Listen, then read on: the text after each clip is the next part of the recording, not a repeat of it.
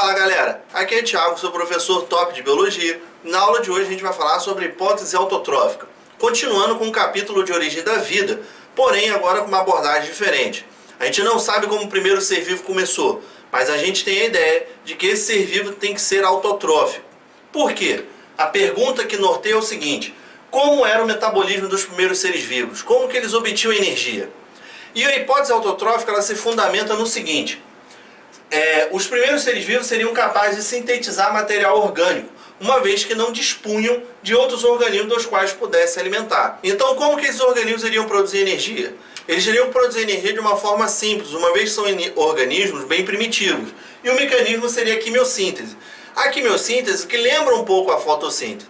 A gente não vai se aprofundar muito nisso, porque a gente vai ter um capítulo só para falar desses mecanismos de produção de energia e produção de matéria orgânica. Mas na fotossíntese, a energia para ativar a reação é a luz, por isso foto. Na quimiossíntese, a energia ativadora seria uma reação inorgânica. Então, a partir de uma reação de oxidação, eu libero energia para poder movimentar o ciclo do carbono e produzir minha matéria orgânica. Então, a ideia da hipótese autotrófica é o seguinte: o primeiro organismo, ele é autotrófico. Qual o mecanismo que ele utiliza para produzir o seu alimento? Quimiossíntese. A partir desse alimento, ele iria produzir a sua energia. Então, fica atento a uma coisa: hipótese autotrófica. Primeiro organismo, autótrofo anaeróbico, ou seja, sem a presença de oxigênio. Como que ele produz seu alimento? Através da quimiossíntese. A partir de uma série de transformações, eu começo a ter a fermentação, surgem os seres heterotróficos anaeróbicos. Esse processo de fermentação libera CO2. Lembrando, galera, que a gente vai aprofundar isso num capítulo mais para frente.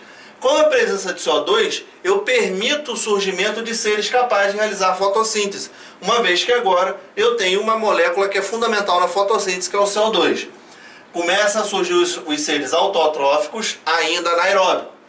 A fotossíntese a gente sabe que libera oxigênio. Esse oxigênio permite o surgimento de seres que são aeróbicos, ou seja, que utilizam oxigênio. A partir daqui, você observa que tem uma retroalimentação. Na respiração celular, na respiração aeróbica, eu tenho a liberação de CO2, o CO2 utilizado na fotossíntese, e por aí vai, e eu fecho o ciclo. Beleza? A ideia da hipótese autotrófica é essa. O primeiro ser que surge, quimiosintetizante. A partir daí, surgem os seres que são capazes de realizar a fermentação. A fermentação libera o CO2. O CO2 permite o surgimento de seres capazes de realizar a fotossíntese. A fotossíntese libera o oxigênio, dá origem aos seres que vão utilizar o oxigênio para a produção de energia. Qual o ponto forte da hipótese autotrófica? A presença das bactérias que conseguem sobreviver nas regiões termais, que vão utilizar o sulfeto de ferro e o gás sulfídrico no processo de quimiossíntese e produção da sua matéria orgânica. Beleza? Vamos aplicar agora a teoria. Hoje admite-se que a primeira forma de vida tenha surgido em lagos da Terra primitiva, que apresentava uma atmosfera diferente da atual. A partir desse acontecimento, outros se sucederam, estabelecendo uma diversidade de formas e processos. Considerando a hipótese autotrófica, vamos lá?